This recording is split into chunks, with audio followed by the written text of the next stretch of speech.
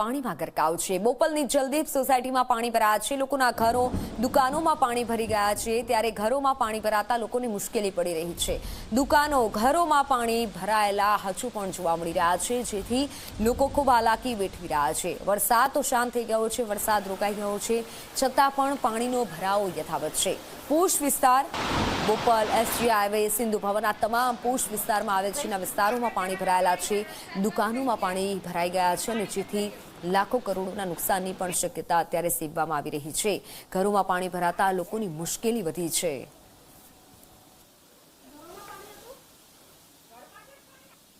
બોપલમાં આવેલી જલદીપ સોસાયટી, આ સોસાયટી અત્યારે જલમગ્ન છે। આપ દ્રશ્યો જોઈ રહ્યા છો કે જ્યાં 250થી વધારે મકાનો છે, આ મકાનો અત્યારે પાણીમાં ગરકાવ હોય તે પ્રકારની સ્થિતિ જોવા મળી રહી છે। છેલ્લે સુધી આ જ પ્રકારના દ્રશ્યો સામે આવી રહ્યા છે ને લગભગ જે રાહદારીઓ કે જેઓ અહીંથી પસાર થઈ રહ્યા છે એમનું વ્હીકલ કદાચ બંધ થઈ ગયું હોય તે પ્રકારની સ્થિતિ જણાઈ રહી છે। અચ્છા, વ્હીકલ બંધ થઈ ગયું છે? કેટલી મુશ્કેલી પડી રહી છે આ પાણીમાં જવામાં? પડી રહી છે, ઘણી બધી પડી રહી। અચ્છા, ક્યાંથી આવો છો દાદા? અમે મુરલીધરમાંથી।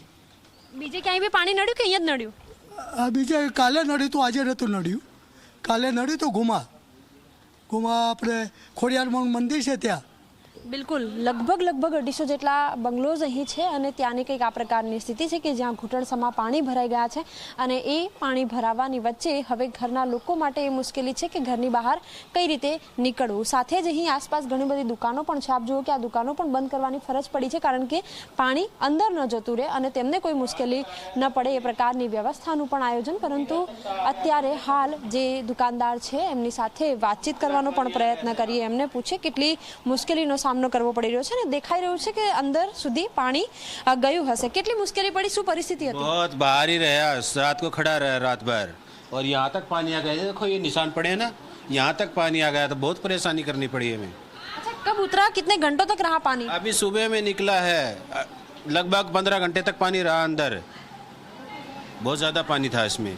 બિલકુલ, દુકાનની અંદર સુધી પાણી છે। આપ જો અત્યારે અહીં દેખાઈ પણ રહ્યું છે કે આ ભેજ અહીં દેખાઈ રહ્યું છે કે જ્યાં જે ભીનો એરિયો છે ત્યાં સુધી દાવાઓ કરવામાં આવી રહ્યા છે કે અહીં સુધી પાણી ભરાયેલા હતા અને લોકોએ ઊભા જ રહેવાની ફરજ પડી। અત્યારે આ એક દુકાનદારની વાત નથી, પરંતુ ઘણી બધી દુકાનો જે અહીં છે, સાથે જ ઘણા બધા ઘર કે જેઓ જેમણે ખૂબ મહેનતથી આ ઘર વસાવ્યું હોય અને તેમની અત્યારની પરિસ્થિતિ કઈ પ્રકારની છે કે જ્યાં લોકોએ પારાવાર મુશ્કેલીનો સામનો કરવો પડે એમ છે। વાહનો અહીંથી નીકળી રહ્યા છે, પરંતુ ખૂબ મહેનતથી તેમણે પોતાના વાહનો કાઢવા પડી રહ્યા છે। લોકો સાથે વાતચીત પણ કરીશું, એમને પણ પૂછીશું કે કયા પ્રકારની પરિસ્થિતિ, પરંતુ સૌથી પહેલા એ જાણીએ કેટલી મુશ્કેલી પડી ગાડી કાઢવામાં? તમે પૂછો જ નહીં, કાલે તો ગાડી બંધ થઈ ગઈ હતી। બહારથી કોઈ મિકેનિકને બોલાવીને એના પછી ફરીથી ગાડી રિપેર કરીને અંદર લીધી છે। 4 કલાક બહાર બેઠા છે। પાણી કાઢવાનો કોઈ વે આઉટ દેખાતો નથી। કેટલા કલાકોથી ભરાવો છે? આ ભરાવો પરમ દિવસનો છે, ગુરુવારે સવારનો 1 વાગ્યાનો ભરાવો થયેલો છે।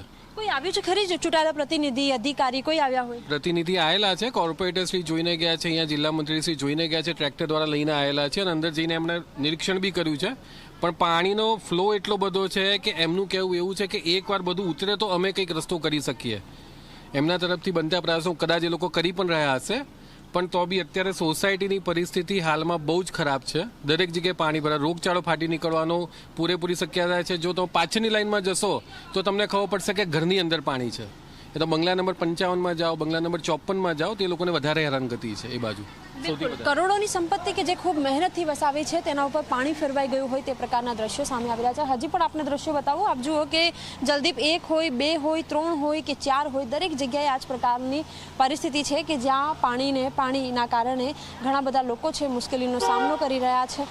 ઘણી બધી વસ્તુઓ ઘરમાં વસાવવામાં આવતી હોય છે અને એ વસાવવા દરમિયાન લોકોને અંદાજ પણ નથી હોતો કે આ રીતે હોનારત થઈ જશે, આટલો બધો વરસાદ પડી જશે અને જેના કારણે પાણી ભરાવાની સમસ્યા થઈ જશે। હવે અન્ય પણ તમને દુકાન બતાવો। આપ જુઓ કે એક બા અહીં બેઠા છે અને એમણે દુકાન બંધ કરી દેવી પડી છે અને શટર એટલા માટે પાડવું પડ્યું છે કે જેથી વરસાદનું પાણી કેમ બી કરીને એમની દુકાનમાં ન પ્રવેશી જાય એ પ્રકારનો પ્રયત્ન પણ તેઓ કરતા નજરે પડી રહ્યા છે। પરંતુ હવે સવાલ એ છે કે રાહત ક્યારે મળશે? હવે લોકો જોઈ રહ્યા છે કે ક્યારે આ વરસાદથી કે જે સતત 3 દિવસથી વરસાદ પડી રહ્યો છે એનાથી રાહત ક્યારે મળશે તેની તેઓ રાહ જોઈ રહ્યા છે। કેટલી મુશ્કેલી પડી? બહુ મુશ્કેલી પડી। 3 દિવસથી જમવાનું નથી નસીબ થતો। અચ્છા, દુકાન બંધ કરીને બેઠા છો, ક્યારે દુકાન ખુલ્લી રાખી હતી? ક્યાં ને હજી આ ત્રીજો દિવસ,